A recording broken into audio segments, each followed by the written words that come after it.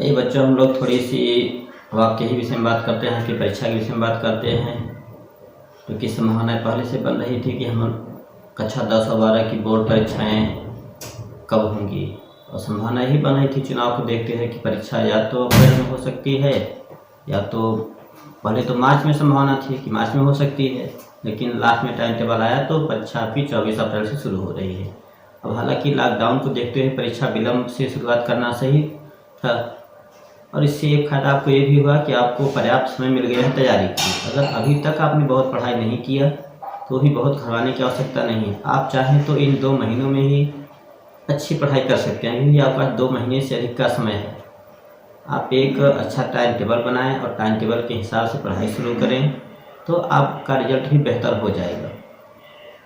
अब हमको शुरुआत करनी है, जैसे कि जिन बच्चों ने अभी तक बहुत अध्ययन नहीं किया है उनको नए सिरे से तैयारी करनी है। अभी सारे बच्चे भी इस तरह से कर सकते हैं कि उनको एक नई शुरुआत करनी है। वो एक पहले तो अपने पूरी दिनचर्या का एक समय सारणी बनाएं, उसमें अधिक से अधिक समय निकालें कि पढ़ाई का अधिक से अधिक समय कितना उनको निकल सकता है। पहला काम तो उनको ये करना है। दूसरा काम ये करना है कि जो भी पाठ्यक्रम पढ़ाया गया उसका रिवीजन शुरू करें। फिर उसके साथ साथ एक जो महत्वपूर्ण बात है वो आपको करनी चाहिए। आप अपने टाइम टेबल में, अपनी दिनचर्या में इस चीज़ को शामिल करिए कि आप प्रत्येक दिन प्रत्येक विषय निश्चित रूप से पढ़ेंगे। भले ही आप थोड़े समय ही पढ़ें, लेकिन उस रेगुलरिटी एक आती है, एक निरंतरता इससे आती है कि आप प्रत्येक विषय को प्रतिदिन जब टच करते हो तो वो उस विषय पर आपकी पकड़ बनी रहती है। नहीं तो कई बार हम लोग ये गलतियाँ करते हैं कि हिंदी, अंग्रेजी जैसे महत्वपूर्ण इन विषयों को हमको लगता है कि नहीं पहले हमें फिजिक्स, केमिस्ट्री, मैथ या बायो ही पढ़ना है। इन विषयों को हम नगण्य मान लेते हैं, इस पर ध्यान कम देते हैं। लास्ट में हमारे पर्सन को डाउन करने में इन विषयों का योगदान हो जाता है। तो आप भले ही आसान विषय आपको लगे, लेकिन नंबर तो उसका भी 100 ही है। 100 नंबर के हर विषय हैं इंटर के लिए। वही चीज़ हाई स्कूल में भी है। तो आपको इस बात का ध्यान रखना है कि जब अपना टाइम टेबल बनाएं उसमें अधिक से अधिक पढ़ने का समय निकालें, और फिर उसमें पढ़ते समय आपको ध्यान रखना है कि आप प्रत्येक दिन प्रत्येक विषय पढ़िए। हिंदी के लिए मिनिमम आधा घंटा तो आपको प्रत्येक दिन समय देना ही है। अब उसमें आप देख लें कि हिंदी में कौन कौन सी चीज़ें आती हैं, उन्हीं चीज़ों पर ध्यान केंद्रित करें। फिर अंग्रेजी भी आपको प्रत्येक दिन पढ़ना चाहिए। मिनिमम 1 घंटे इंग्लिश को समय दीजिए, कम से कम इतना तो आपको देना ही चाहिए।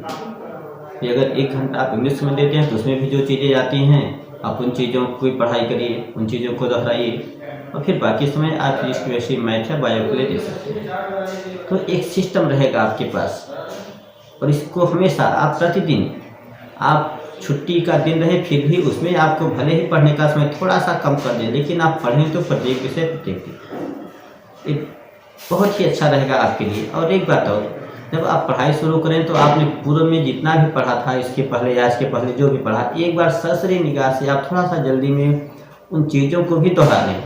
उस दौरान जो भी महत्वपूर्ण बातें आई हों उनको दोहरा लें। अगर साइंस पढ़ रहे हैं उसमें जो सूत्र आया है, जो परिभाषाएँ आई हैं उनको दोहरा लें। मैथ पढ़ रहे हैं तो जो फार्मूला यूज हुआ है उन चीज़ों को आप दोहरा लें, उसके बाद भी आगे बढ़ें। उससे ये रहेगा कि जब आप पढ़ने बैठेंगे तो आपको पुरानी चीज़ आप देख चुके हैं, तो आगे बढ़ेंगे तो आपको समस्या नहीं आएगी। नहीं तो आपको बार बार पीछे का पन्ना उलटना पड़ेगा, तो एक स्थिति नहीं आएगी। आप साइंस पढ़ें तो उसके पिछले चैप्टर में जितनी भी परिभाषा है महत्वपूर्ण, जितने भी सूत्र हैं उन सबको एक बार आप देख लें, और उसके बाद धीरे धीरे आप उनको लिखने का भी प्रयास करें। आप ये देख लें कि कौन सा सूत्र है, सूत्र लिखिए, फिर उसका पूरा डिटेल लिख दीजिए। फिर कोई डिफिनीशन है तो आप वाले उसको लिखिए, और फिर उसकी पूरी डिफिनीशन लिख दीजिए बिना देखे। ये देखते आप इस तरह से अगर सिर्फ पढ़ते ही रहेंगे तो भी आपका काम काफ़ी आसान हो जाएगा और आप अच्छा मार्क प्राप्त कर सकेंगे। तो बच्चों, इस पर आपको महत्वपूर्ण इसमें ध्यान यही देना है कि आप, और एक बात और, आप इस समय अधिक से अधिक प्रयास करिए कि आपकी सेल्फ स्टडी हो। आप किसी और विद्यालय में अगर पढ़ रहे हैं तो विद्यालय में ही पढ़िए, उसके बाद आके उन चीज़ों को आप दोहराइए, सेल्फ स्टडी करिए। अगर आप कोचिंग में जा रहे हैं तो कोचिंग से जाने के बाद फिर आप घर आइए और उन्हीं चीज़ों को अपने सेल्फ स्टडी करिए, उन्हीं को रिवाइज करिए, और जो चीज़ कल पढ़ाई जानी है उस चीज़ को एक बार आप देख के जाएँ तो आपको वो चीज़ एकदम से नई नहीं लगेगी। फिर दोबारा होगा, फिर आप तीसरी बार घर पे देख लेंगे तो वो चीज़ें काफ़ी हद तक स्पष्ट हो जाएंगी, और कुछ कमियाँ रहेंगी तो आप सेल्फ स्टडी में उसको पूरा कर लेंगे, या फिर नेक्स्ट डे आप टीचर से अपने संपर्क करके उसको अच्छे से समझ सकते हैं।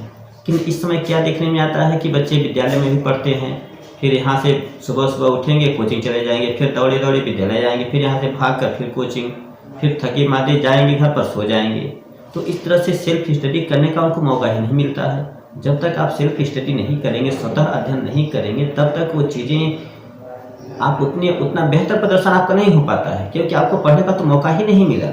आप बस दूसरों पर हमेशा दौड़ते रहे, आप भागते रहे, परेशान होते रहे, यहाँ से वहाँ, वहाँ से वहाँ। तो इस पर भी आपको ध्यान देने की आवश्यकता है कि आप सेल्फ स्टडी पर फोकस करिए, सेल्फ स्टडी ज़्यादा से ज़्यादा करने का प्रयास करिए। आप कोचिंग जाएं, उसके बाद उसको ज़रूर पढ़ें। अगर विद्यालय जा रहे हैं तो उसको भी ज़रूर पढ़ें। और अगर आप सिर्फ विद्यालय जा रहे हैं, कोचिंग जा रहे हैं, अपने से नहीं पढ़ रहे हैं, तो फिर निश्चित रूप से आपका जो रिजल्ट है वो प्रभावित होता है, क्योंकि वो तो आपकी समझ पर है ना। आपने अपने से कुछ पढ़ा नहीं, बस आप वो उन्होंने पढ़ा दिया, आपने बस याद तो किया नहीं, ना तो आप समझ पाए। विद्यालय में आपको पढ़ाया जाता था, कोचिंग पढ़ाया जाता था, आपने अपने से नहीं पढ़ा, अपने से आपने उस चीज़ को पढ़ा ही नहीं, अपने से आपने उस चीज़ का रिवीजन ही नहीं किया, उस चीज़ को आपने याद ही नहीं किया। तो एक बार तो लगता है नहीं ये चीज़ें हमको पता है, लेकिन जैसे ही आप परीक्षा के दौरान आते हैं, परीक्षा के नाम से ही कई बार कुछ बच्चे होपलेस होने लगते हैं। जब पेपर आता है तो भी कुछ के आपको परेशानियाँ होने लगती है। तो वो कई बार ये होता है कि आपको जो चीज़ें याद है वो भी भूल जाती हैं। तो इन सब की वजह यही है कि आप अगर अपने से अध्ययन किए रहेंगे तो वो चीज़ें आपके मस्तिष्क में काफ़ी समय तक रहेंगी, फिर आपको ज़्यादा समस्या नहीं होगी। लेकिन अगर आप हमेशा भाग के दौड़ते हुए पढ़ाई करेंगे तो ये समस्याएं बनी रहेंगी। इसलिए एक बार फिर से हम आपको दोहराते हैं कि आप पहले तो ढंग का समय, अपनी दिनचर्या का टाइम टेबल बनाइए। कब काम आपको कितने समय करना है, 2 महीने के लिए तो आप बना ही लिए, 2.5 महीने के लिए, कि उस इतने दौरान आप उसी टाइम टेबल को फॉलो करना है। और पढ़ाई का समय उसमें डिसाइड, पढ़ाई का समय निकालिए, खेलने का भी समय निकाल लीजिए, और आराम करने का भी समय निकाल लीजिए। और फिर आप उसी टाइम टेबल को फॉलो करिए, उसी टाइम टेबल को अपने दिनचर्या में लागू करने का प्रयास करिए। और उसमें एक बात और हम बताएं, उसको भी लागू करिए कि आप प्रत्येक दिन प्रत्येक विषय, जितने भी विषय आपके पाठ्यक्रम में हैं, हाई स्कूल में 6 विषय हैं, इंटर में 5 विषय हैं, तो आप हर विषय को हर दिन टच करें। मिनिमम आधा घंटा 1 घंटा तो आपको टच करना ही है। तो अगर आप इस तरह से लागू करेंगे, सिस्टम बनाएंगे, दिनचर्या व्यवस्थित करेंगे, तो आपका रिजल्ट बहुत ही अच्छा होगा।